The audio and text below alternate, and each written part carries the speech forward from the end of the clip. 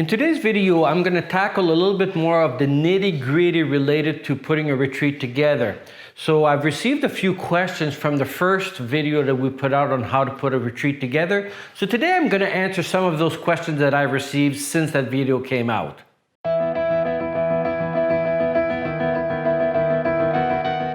So today we're filming right on location of our Revenue Practice Management retreat. So we're in the process of doing a retreat, and during this break we're recording this short video. So we're right on location, and it gives you an idea of the kind of location we tend to have a retreat.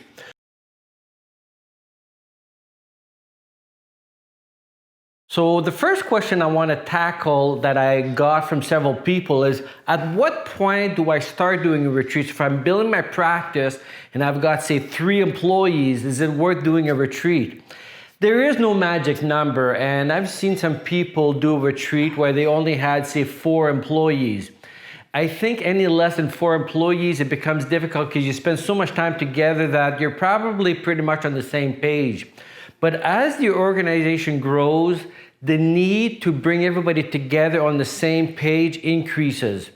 And so I don't think there's a number, a magic number that I could say that it becomes essential for you to do the retreat. But the more people that you have and the bigger you become as a firm, the more important it is that you start really considering those firm retreats.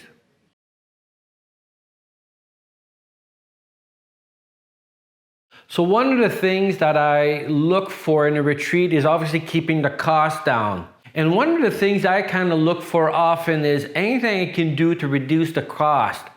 So there's several places where you can have your retreat where you can, for example, bring your own food. Because the cost of the food is often the most expensive part, because if you have it catered, it becomes extremely expensive quickly. But if you can have a retreat where you can bring your own pot of chili, for example, you're going to find that you can feed a lot of people for very little money. So that's one of the things that I look at. I want to have a place where it has flexibility and so on.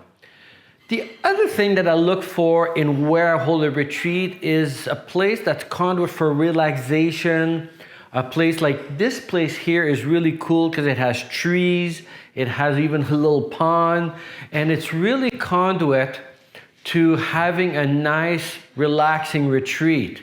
Another item that I look at whenever I do the retreat is who comes.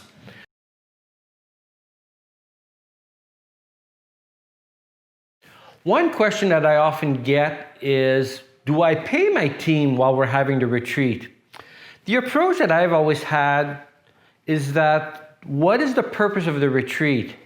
And so something that we've done is to take a look at the retreat, and let's just say it's a 2-day retreat.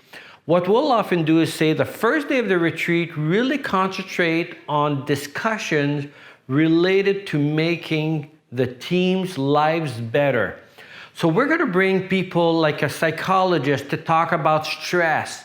We're going to have someone talk about financial success, on how to put money aside, and tackle all of those pain points that your team has on an individual basis. So it's not uncommon for the first day of the retreat for me to concentrate on all those things that I know my team is struggling with and providing solutions for them to have a better life. So it's really all about them.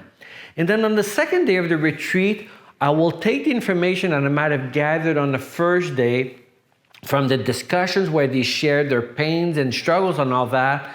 And then the second day will be more about the firm and how we can take all the things we learned on the first day and apply it to having a better practice. So then what we'll often do is we'll pay our people for the second day and explain to them that the first day is all about you. Now, the thing that's important is that we never oblige anybody to come to the retreat. It's totally open. We never force anybody.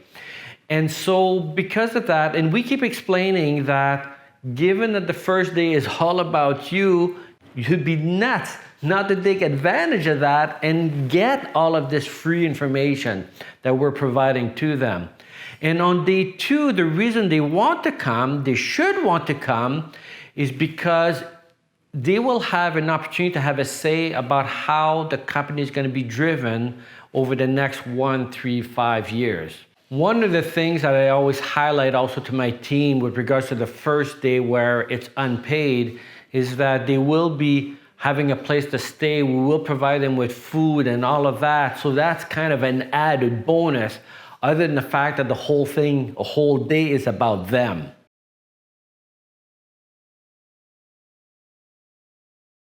Another question that I had related to, well, if I'm not making it mandatory for people to come, what do I do about the people who don't want to come? And I always say that's okay. If they don't want to come, that's fine, because we're not making it absolutely necessary for everybody to come. But at the end of the day, they need to understand that the whole purpose of the retreat is to provide me as the CEO guidance on how I'm going to drive this practice. And I'm thinking if they're not even interested in investing a day of their time to possibly impact and suggest things to make the practice better for all people concerned, then at the end of the day, it might be a good way for you to figure out who it is that you want on your team. And it's not to say I'm going to fire the people who don't come and I'm going to put a strike against them or anything like that. Not at all. But it does give you a bit of an indication as to whether or not they are a right fit for you or not. And I keep looking at the core values of my practice, which is to really do something extraordinary together.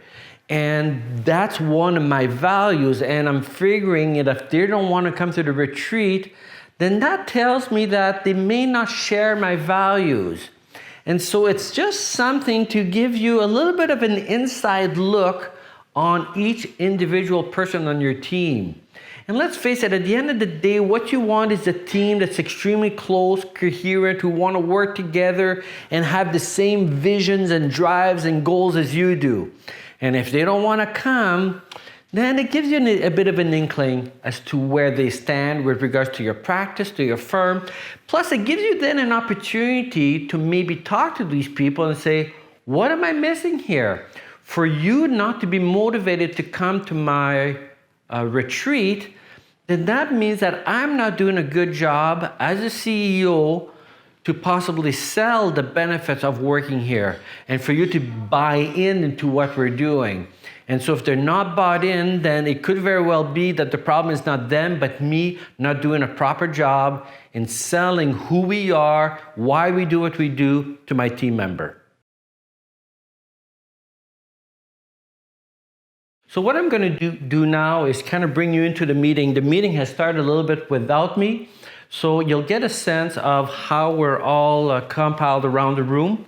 Over there, we have all the table with all the stuff on the table. It's very messy, but we have also the projector that shows the notes that we have taken so far, so everybody's in tune as to what we're doing.